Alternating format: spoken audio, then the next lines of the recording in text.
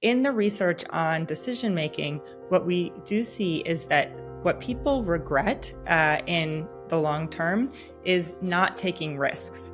And I think people don't take risks because the the outcome is very uncertain, and we are often people are not sure that they want to take a risk that could really turn out in a very negative way. And there's something about our human tendency is to focus very much in the short term and to over-index on the positive or negative consequences of a decision in the very near term.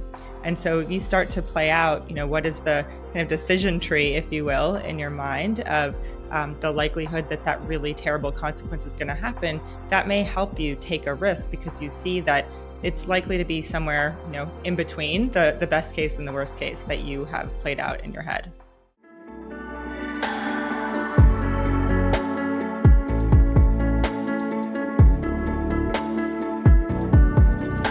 So I think I want to start off with a bunch of really interesting questions about sort of decision making, and I think it'll be a good way to segue into the stuff that you've been doing with the book that you're writing, but also the stuff to do with what's going on with people trying to do things right now, making hard decisions. So maybe you can sort of answer this question about why is making hard decisions so challenging for us? And this will hopefully segue into a few following questions that I have for you.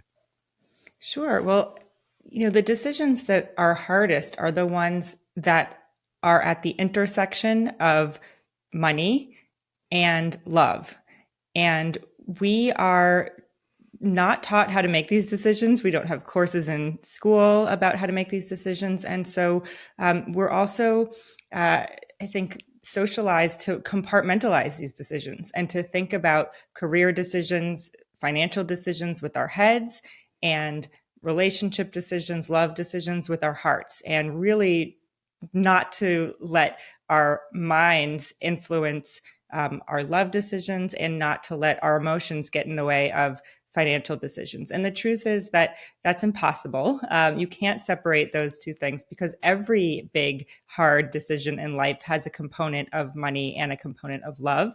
And when you try to keep those siloed, you're more likely to make a decision you regret. And it's very challenging unless you look at the holistic picture. Is there something to be said about making decisions between your head and between your heart? Because I think there's a lot of people right now who are trying to think strategically. They're trying to figure out what's in it for them from a very intellectual standpoint. They're making decisions mostly with their head. But at the same time, I think there needs to be a balance between making decisions with your head and your heart. How do you strike that balance, especially when there is someone else involved in that picture, whether it be your family members, could be friends and loved ones? What's there to be said about having a balance between the head and the heart? And should you skew towards the head or the heart in terms of making more of a decision in that respect?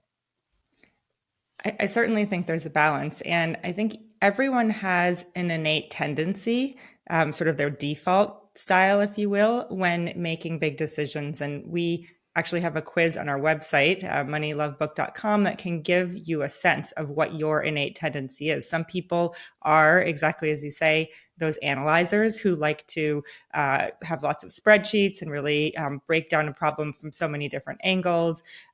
And other people are more gut trusters, right? They really want to listen to their intuition. They want to, in some ways, kind of follow their hearts. And then there are people who are in between. And it's really important to know your tendency, because then you can put up some safeguards in place. Because particularly when we're stressed, and certainly when we're facing a big life decision, we do tend to be in a state of heightened emotion and a state of stress. We can kind of rush to the extreme. So the analyzers can get stuck in analysis paralysis and actually not move forward because they're over intellectualizing an issue. And then the gut trusters can become impulsive and make decisions too quickly and then not think through all the consequences. And so I think it's very important to know, first of all, what is your tendency? And then you can put some processes in place to uh, try to circumvent that tendency from taking over and to have a more balanced approach.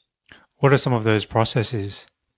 Well, so our book, Money and Love, lays out a 5 step framework. We call it the 5 C's. And there's a couple of reasons that we use a framework in the book. The first is that as humans, we have a tendency to not want to be uncomfortable, right? So, and when we're facing uncertainty, we are in a place of unknowing, in a place of, like I said, heightened emotions. And so many of us just want to get to the other side of that decision because we don't want to feel that discomfort. We don't want to feel that uncertainty, that not knowing. And so the process of having a framework that you're following helps you slow down. It helps you access what Nobel Prize winning economist Daniel Kahneman calls system two thinking, which is the much more logical, deliberate, systematic, uh, deliberate actions and thought that are hard to access when you are in that heightened state of emotion. So it's about following a trusted process. It's about kind of turning over the right rocks so that you are not over analyzing something. So there's only 5 steps. You're not supposed to take 20, but there are 5. And we are advocating slowing down your decision making, not making a decision too hastily. And so you can feel really confident in the process that you followed, even if the outcome isn't the one that you might have hoped for. I feel like there's also that, you mentioned before the inter sort of the inextricable link between love and money. And especially when it comes to financial decisions and emotional decisions, they're very intertwined. And it's very hard to separate them. It's hard to sort of think exclusively or mutually exclusively within one realm. Why is that the case? I mean, you've probably answered this before, but also the book answered this as well. But can you sort of speak to the notion of obviously us as human beings, financial side of it is very important for us because it gives us the ability to pursue goals. It allows us to live our lives. Is that sort of the underpinning of why it's so linked with emotional decisions? I'd like to understand a bit more about why they're so inextricably linked together.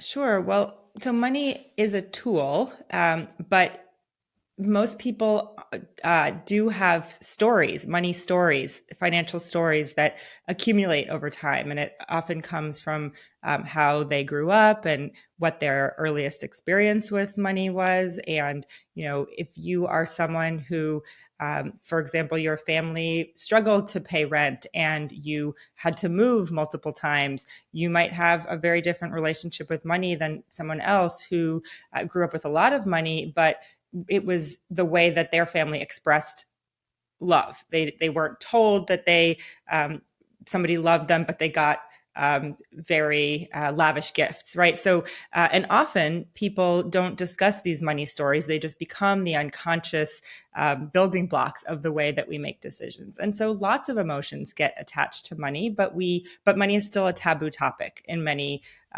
circles, in many relationships. It's not discussed. And so we make a lot of assumptions of the people that we are in relationship with, that they might have a similar attitude towards money as we do.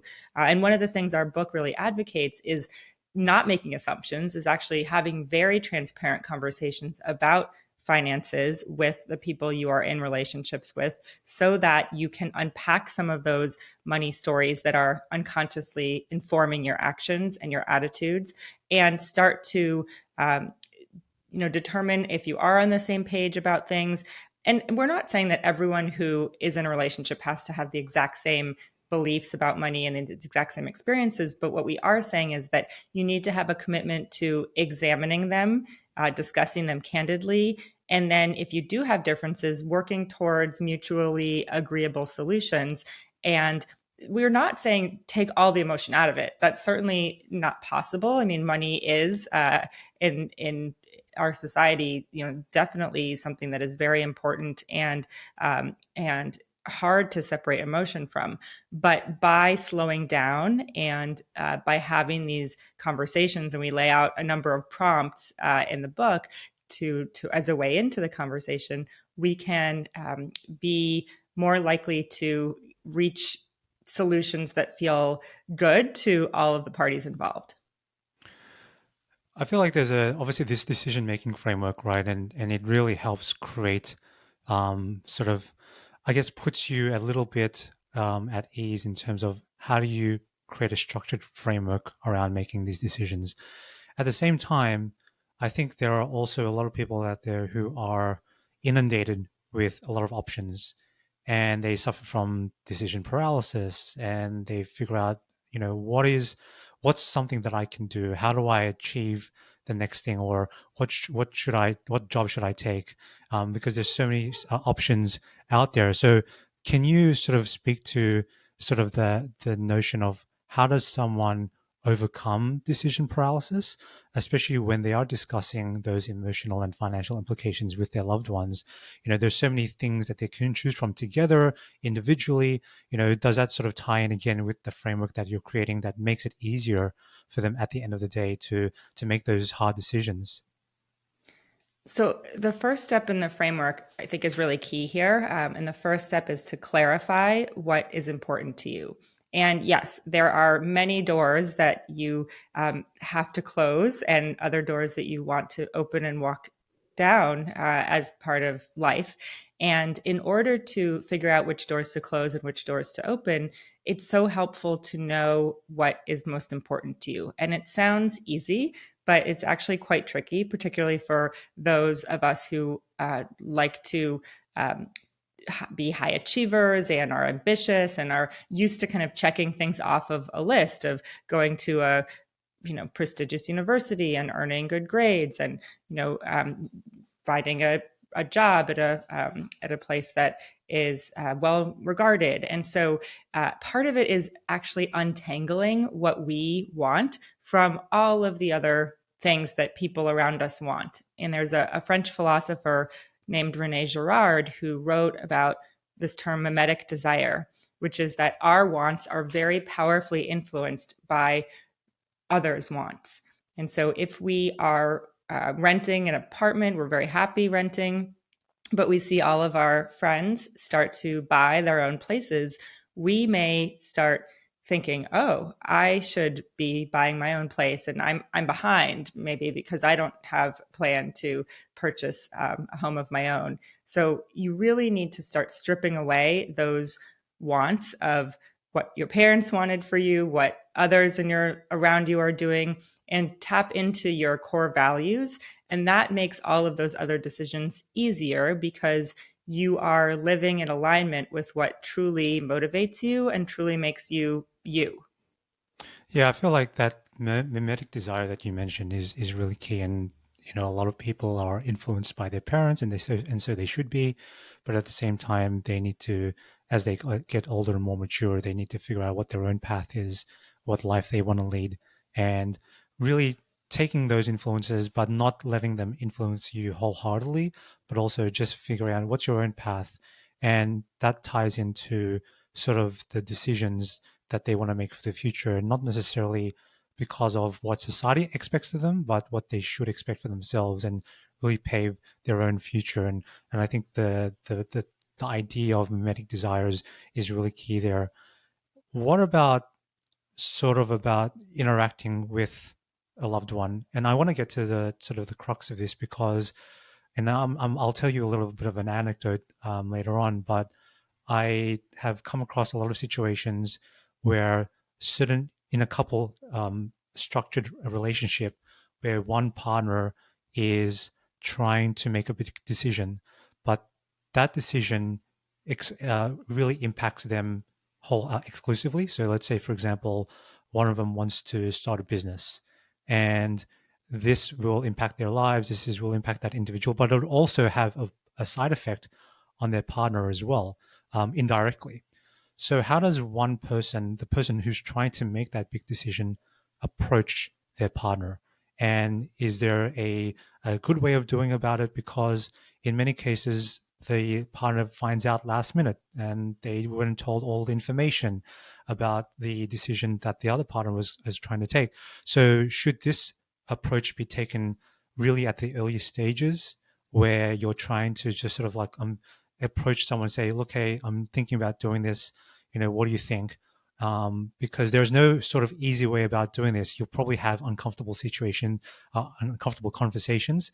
But is there a method to all of that? Absolutely. And you're right. It is much more helpful to find a good place and time to have these conversations. So, we absolutely don't recommend springing a big decision on your partner as you are walking out the door or as you're brushing your teeth and getting ready for bed at night.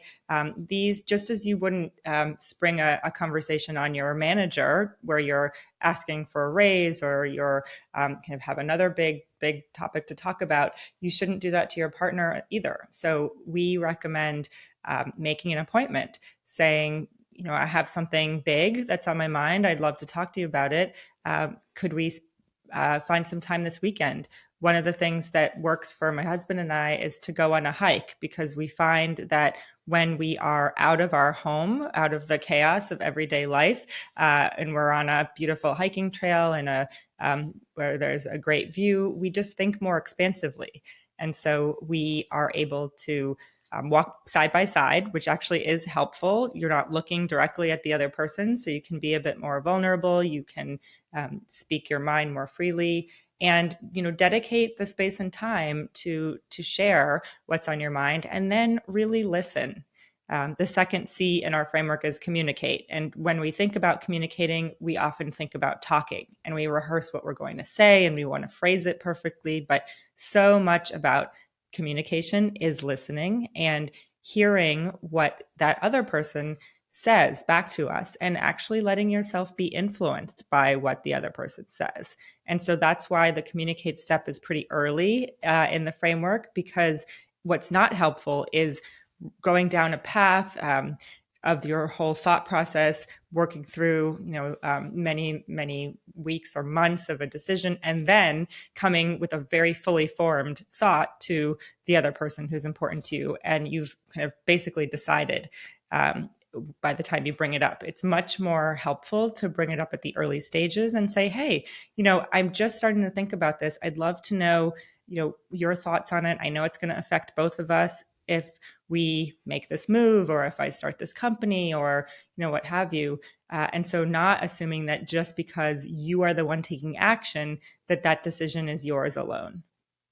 Yeah, I want to double click on the communication part because I think it's super important, especially when in many cases, partners are, they're very, especially within my network of friends, they're very people who are, very assertive people. They want to get their thoughts across, but some people want to interrupt. They want to project their own view and dominate the conversation. And just much in the same way that it happens in the workplace, it also happens at home as well.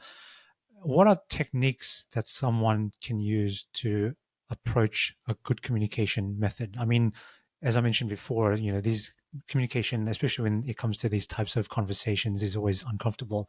And especially if you have a very strong point of view that you want to do this, and then you're not getting the expectation from the other partner that you were expecting, then that also can become a bit more difficult to have. So how do you sort of approach that? Do you sort of like, try to make sure that you agreed that you don't interrupt with each other at the beginning? Maybe you'll delay, you'll have a conversation and then maybe have another conversation down the road when you guys have sort of thought about it, slept on it for a little bit. What's the approach to the communication part of it? Yeah, I think everyone is different. Certainly, people who tend towards introversion like to have some time to reflect before they respond to a big idea or a big thought. So it really depends on the person, I would say. But some universal tips that can be helpful are, number one, make an appointment at a time that is good for both people.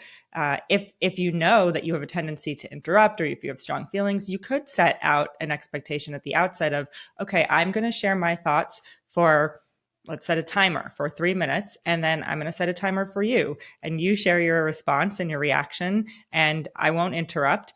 And then I'll respond after that. So everyone, if you know the patterns that you tend to get into and the things that have made previous conversations go sideways, you can start to compensate and start to say, okay, I know the last time we talked about this topic, we both got really heated and we needed to take a break. And that, by the way, is perfectly okay. Don't expect that you have to solve everything in one conversation. In fact, most big decisions are going to involve multiple conversations. So you could even say, let's have this first conversation just be about me sharing this topic and you sharing your reactions if you want to, or we could make another meeting for you to, once you've had a chance to sleep on it and reflect, come back and share, what you're thinking and your response, and we can go from there. And so you can sort of break it up into multiple conversations depending on the preferences of the individuals. But the part that's so helpful is that self-knowledge and the knowledge of the dynamics that maybe haven't made previous conversations successful.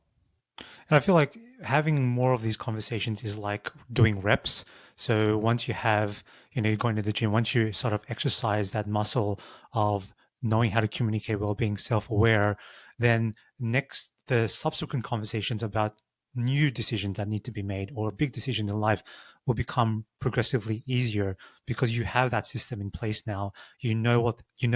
The potential reactions and the dynamics of that person you're going to engage with. So I feel like, having more of these tough conversations is hard at the beginning, but then eventually it will get easier. It is absolutely a muscle and is absolutely something that gets easier over time. And our book is based on a course. It was inspired by a course that my co-author taught for almost 50 years at Stanford Business School. And when I took her course, I had been dating someone who I met in business school. We had been together for a little less than a year, and we were facing big decisions because graduation was coming up and we needed to decide if we were going to accept jobs in the same city, and if we ended up in the same city, if we would move in together. And these were incredibly uncomfortable conversations because we certainly, if not for the forcing function of graduation, would want to have put them off for much longer. But prompted by the timing and the fact that we were taking my co-author's class, who really encouraged those exactly the type of conversations we had to have. She used to say that they feel like you're standing at the edge of a very tall diving board. And the diving board is not getting any lower. So you might as well take the plunge because it is very helpful to know whether you're on the same page about things early on in a relationship. And so we established, how we would talk about these uncomfortable conversations. It's now been 15 years. And they have absolutely gotten easier. It's not to say that we're perfect at them, but we've developed the habits that we know it's good for us to get out of our house. It's good for us to do it on a hike. It's good for us to make an appointment. It's good for us to let one person sort of share a full thought before the other person responds. So you do get to know your what makes these conversations go more smoothly, and the reps absolutely get easier over time. So let's quickly go to sort of go back to sort of like those hard decisions. And I want to talk about sort of the long term and the short term effects of not making big decisions. I know a lot of people, especially the harder the decision becomes, the longer it gets delayed. And it's sort of like proportional to that because they want to delay it, they want to think about it, and it just never gets done. But is there something to be said about the long term effects of not making a big decision? And have you seen it in your own studies and engaging with your own network of people a group of people who've made decisions, hard decisions, in a short period of time or in an efficient amount of time versus those who like to delay things? And do you see that there's downsides and upsides of making those hard decisions over a longer period of time? Well, delaying a decision, not making a decision, is actually making a decision. So there are real consequences to leaving doors open, right? We like to think that, oh, by leaving all the doors open, by not making this decision, I'll have all these options available to me. But that's not true. You may lose out on opportunities. Certainly, one decision that people tend to delay is the decision to have a child. And there are very real consequences because we know that fertility rates decline over time. For women, we know that incidence of abnormalities in birth increase over time as the age of the parents increases, and so it's very real science around that topic. But in the research on decision making, what we do see is that what people regret in the long term is not taking risks. And I think people don't take risks because the the outcome is very uncertain, and we are often people are not sure that they want to take a risk that could really turn out in a very negative way. And so one of the things that we do as part of our framework, our final C, and I know we'll go through the framework in order later, but the last C is about consequences. And there's something about we our human tendency is to focus very much in the short term and to over index on the positive or negative consequences of a decision in the very near term. And the truth is that the near term is real, but so is, that is over relatively quickly, right? The 6 month period after a decision, which I say is the near term, is very quickly over. And then you are in the medium term and the long term. And by forcing yourself to think about the medium term and the long term consequences, both positive and negative, and then assigning likelihoods to those consequences, you then can start to see that, oh, yes, that worst case scenario that is holding me back from taking this risk is actually very unlikely to happen. And so you start to play out, what is the kind of decision tree, if you will, in your mind of the likelihood that that really terrible consequence is going to happen. That may help you take a risk because you see that it's likely to be somewhere, in between the best case and the worst case that you have played out in your head. Can we, yeah, let's do that actually. Let's quickly go through those 5 C's in your book and just from a high level, and then I'll probably explain a little bit about my own personal situation and maybe areas where I could have worked on, and maybe we can sort of work through that. But I think it'll be really pertinent for the audience just to hear what these 5 C's are. We spoke about them earlier in the conversation, but just sort of check them off one by one so that people are fully aware about what needs to be done, and hopefully, take that with them and learn more about what these 5 C's are. Yeah, well, I love a case study. So let's get into your situation after we go through the 5 C's. So the first, as I mentioned, is to clarify what's most important to you. The second is communicate with the other person or people involved most affected by the decision. The third C is to consider a broad range of choices. The fourth is to check in with friends, family, and trusted resources. And the fifth C is to explore the likely consequences in the short term, medium term, and long term.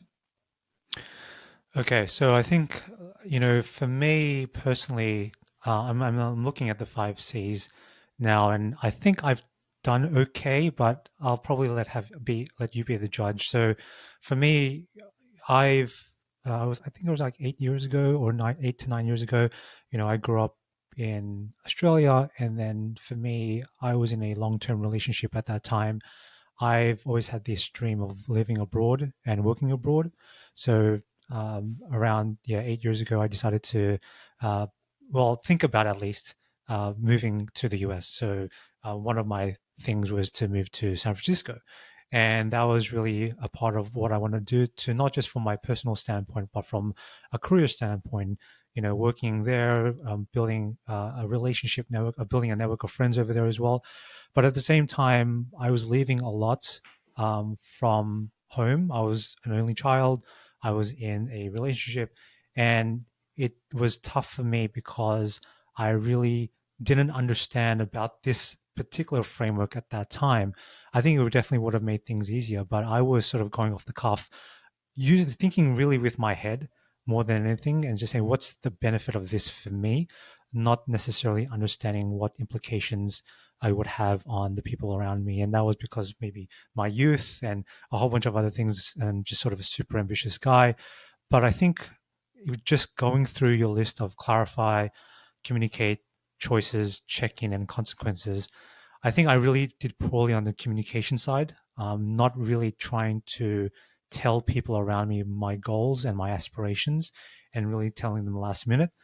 I think that all has been forgiven now, but I think it was just would have been better to engage with more with my parents, my friends as well. And I am sort of an introverted guy, so it's really hard for me to really tell people about what I want to do.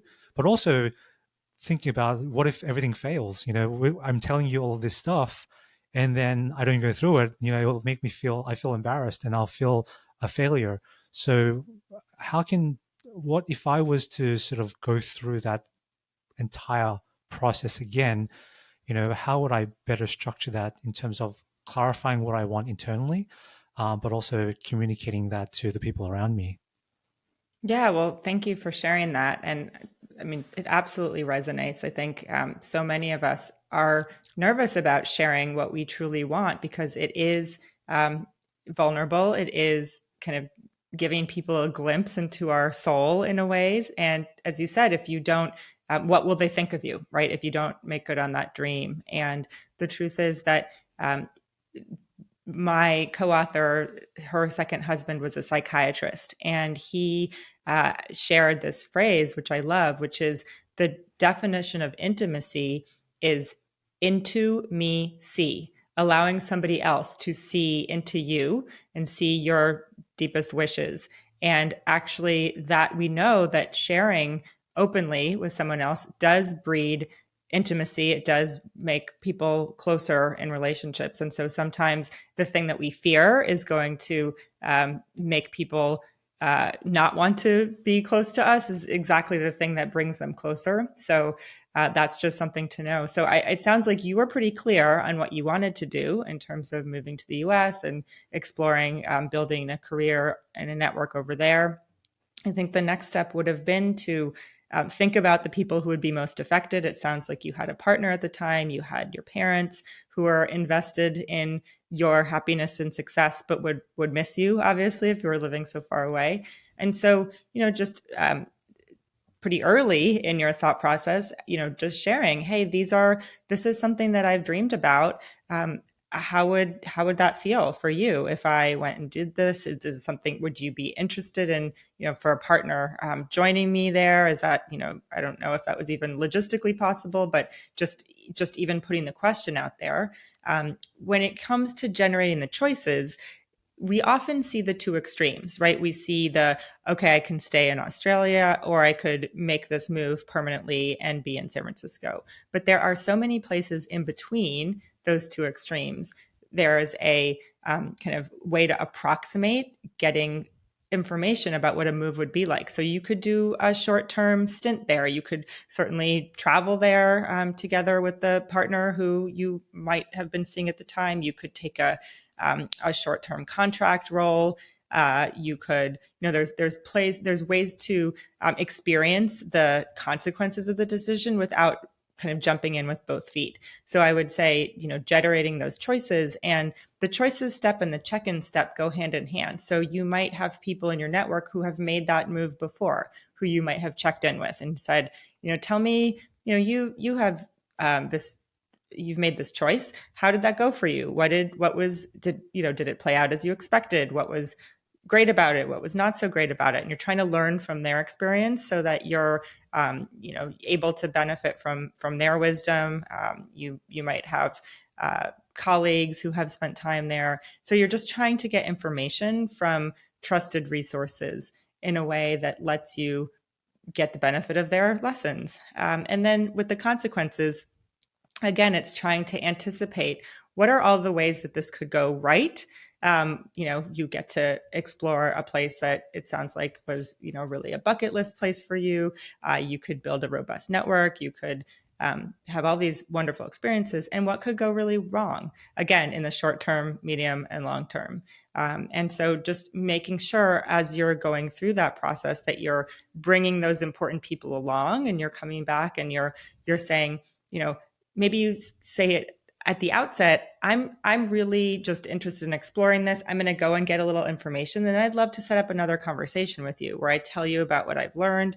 Maybe you do some exploration on your own if this is something, you're also considering doing with me, and then we come back and talk about it. And again, it's this iterative process. The 5 C's are not linear. It's not like a one and done. You just check them all off and then, there's your answer. It's about kind of iterating, and maybe in the process you realize, okay, what is appealing to me about San Francisco is that it represents innovation. It represents, I don't know what all the things that it was in your mind. And then you might realize, oh, but really there's a way to do that without moving there. It's about, getting a job in this industry that I was excited about, or, there's other things that you realize as you re-clarify that you could kind of get at the thing that you thought you wanted without doing the thing that you set out to do. And so that's another way that working through this process in a iterative fashion can be helpful. Yeah, I think the notion of like checking in, and sort of seeing, getting advice was something that I probably had to work on a little bit. For me, it was probably just, very gung ho and sort of booking a one-way ticket there, never being in the city before. So I think in hindsight, I probably would have taken a bit more strategy to it.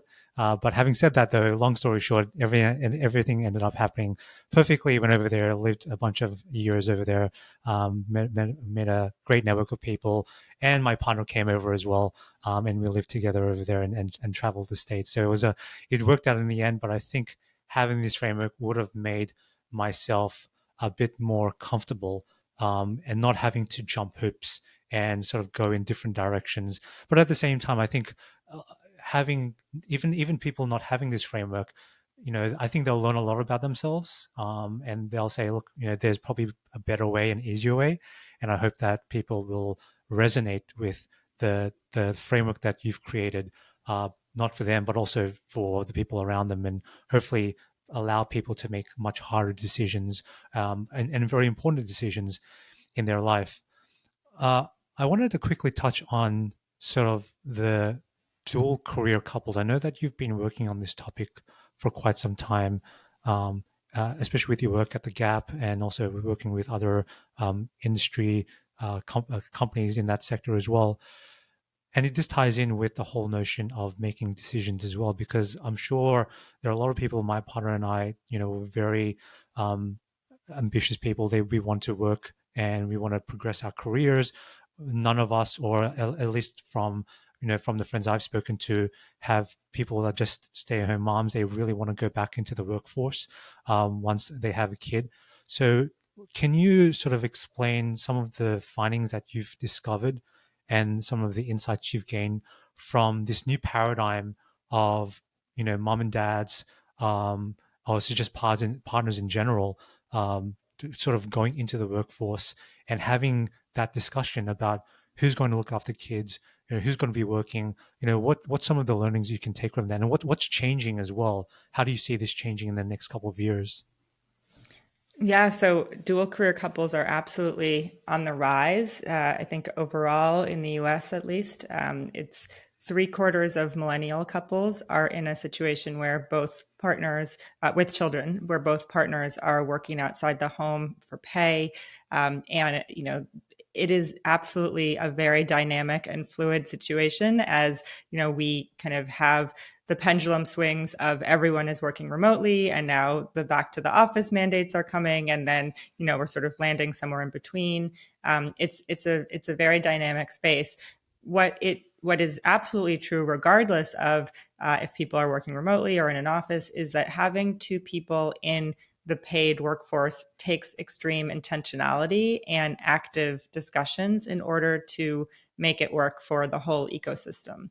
And so certainly it's something that we advocate couples discuss very early on in their relationship in terms of what are their career ambitions, do they want children, what kind of a childcare situation do they think they want, where do they think they might want to live. So we go through and offer a number of these questions and conversation starters in the book because we think that it's so much better to find out whether you and a prospective partner are on the same page about these topics early on, as opposed to, once they have a child or a couple of children and realize, oh, we are kind of trending towards a situation that does not work for at least one member of the couple. So, I would say that going in with your eyes wide open, being very aware of the cost of childcare. It hopefully is a lot lower in Australia, but it is very high in the US. There are a lot of that is borne by individual families. And a lot of the childcare networks that existed really have been quite diminished by COVID because of a variety of factors. And so even, people who are able and willing to pay are having a lot of challenges finding daycare arrangements and other situations to care for their children. So, I think it's just very tactically important for couples to set up a weekly meeting with each other. My husband and I have had this from, I think before we had kids. We call it TCOB on our calendars, taking care of business, where we really go through all of the logistics of we have an 8-year-old and a 10-year-old. And so, their after school schedules and everything is, sometimes we feel like we're landing airplanes because there's so many moving pieces involved in managing the schedules. But we were just very clear on, what each of us is doing. We want to make sure that the work involved in running a household and managing care for our children is not landing on one of us, so that we're both in entrepreneurial roles right now. He started his own investment firm. I am building a business related to the book. And so we know that it's going to take both of us supporting each other in order for these new endeavors to flourish. And part of that is getting really tactical every week to figure out, who is doing pickup, who is doing drop off. We also really advocate using Eve Rodsky's fair play method to divide up household chores and understand who has responsibility for certain tasks. We also have a version of that in our book to give people a sense of, very high level, what are the categories of tasks that are required. And so I think when you don't have one person automatically in that caregiving role and the other person in the breadwinning role, it's really critical that the active conversations, those reps that we talked about, are happening regularly, and you're not falling into a situation that one person is resentful about and just not saying anything. That can be quite toxic for a relationship. That's really good advice. And I think from the perspective of the individuals and the couples as well, what about the other side? What can be done in the workplace? What can managers do? What can the, sort of at the enterprise level, can they sort of instigate any policies in place? Maybe sort of things around daycare, or, what recommendations can those guys do to really make life easier for you guys?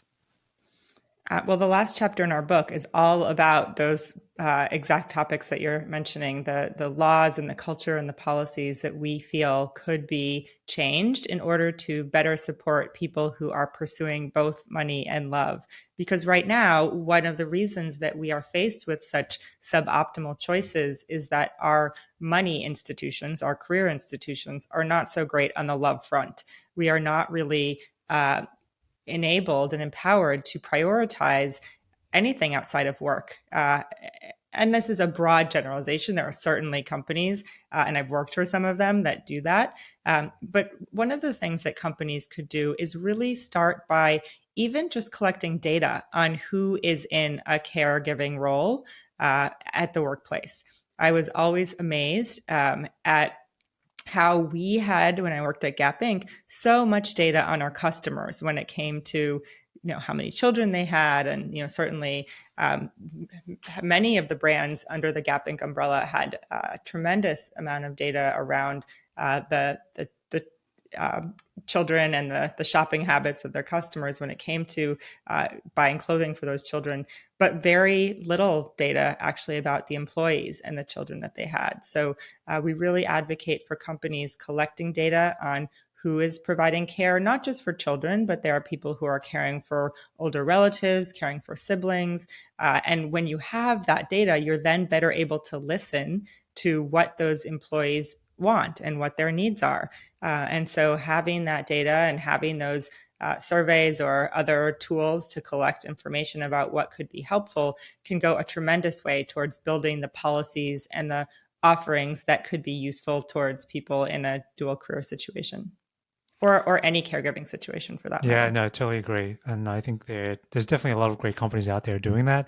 And it's really about building that really effective culture around the workplace to make it much more family friendly and making it much more enticing for dual career folks to come in and be happy with their work, but also know that they're being taken care of. And I think that will add to sort of the goodwill of the company, but also to the lifestyle and standard of living for all the people joining part of that organization and culture.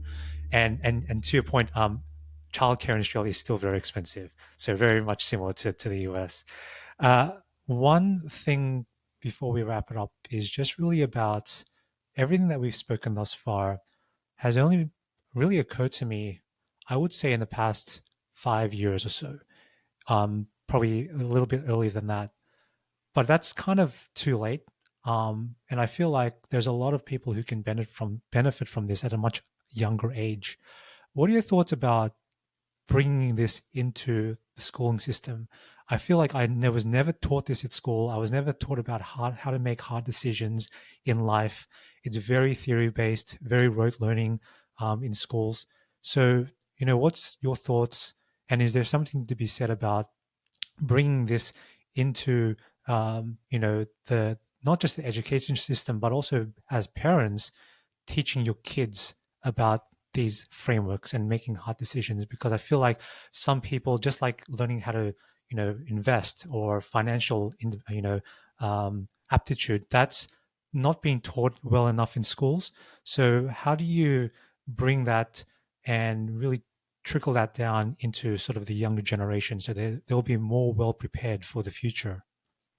Yeah, I love that question. I do think that families have a huge opportunity to expose their children to everything that it takes to run a household.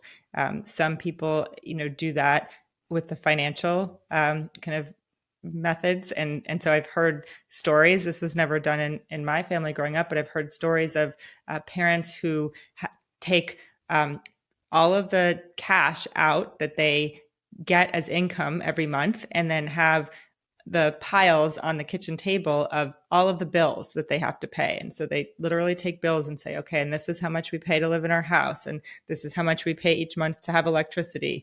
And that's a very powerful visual example, because at the end of all those piles, the children see, oh, it's a much smaller stack of bills that are available for all the things that I'm always asking for in terms of, video games and the wants, right? Not the needs. So I think that doing that as a family, making it very transparent, how the chores are divided, how the parents are making decisions about major life things in an age appropriate way is very helpful. So one of the practices that we have started as a family, we've been doing it for several years now, is having a family meeting.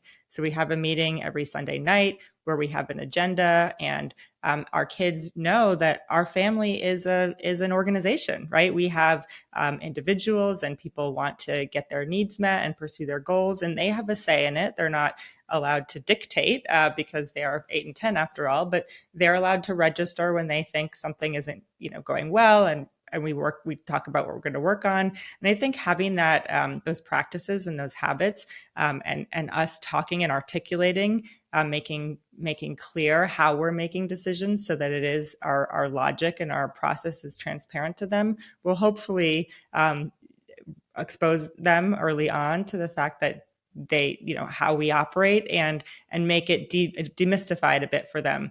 But I don't know what the right age is for teaching this type of framework. I mean, my co-author, who taught for many years at Stanford, did teach this course, which actually the framework was not part of the course when she taught it. That was something we came up with collectively as we were working on the book. But she said that a lot of the topics in her course felt a bit too far off for undergraduates. And so, it was something that really did resonate when people were in their early to mid 20s, which was typically the age people, went back to the business school.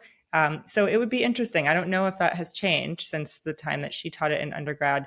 But I think, breaking it down and even talking about the fact that it's okay to make career decisions with relationships involved. And it's okay to make relationship decisions and think about money as part of that, because those are the things that I think we're socialized to really separate. That can happen very early on and should be happening at any age. Well said. And I think there's a lot of stuff, a lot of research and things that are happening in that space right now. And I, for one, would love, to hopefully use this platform to tell more people about the framework, but also help people, younger listeners, I would say, be more well acquainted with, if they're coming up with a decision in their life, they have to perhaps support their families or support their elderly folks. What does that look like for them? How is that going to impact their situation? Because I know that there's a lot of friends in my network who are where their parents are getting older and they need to be taken care of, and that's going to impact their living arrangements, their financial situation as well. And so I think this framework is going to really help them as to the best as it can for those guys. What is the best way that people can connect with you? Well, I've mentioned our book website, moneylovebook.com. So that's a great way to get additional resources and take the quiz. But I'm also on LinkedIn at Abby Davisson and on Instagram at abby.davisson as well. Thank you so much, Abby. Really appreciate it, you coming on. And I really hope that a lot of our listeners will take note of this great conversation. But I really appreciate you coming on, and then we'll speak soon. Thanks so much. It's terrific to be here. Thank you, everyone, for tuning into this episode. If you like this episode, be sure to check out more by subscribing to the podcast on YouTube, Spotify, Apple Podcasts, and more. Thanks for listening, and I'll catch you next time.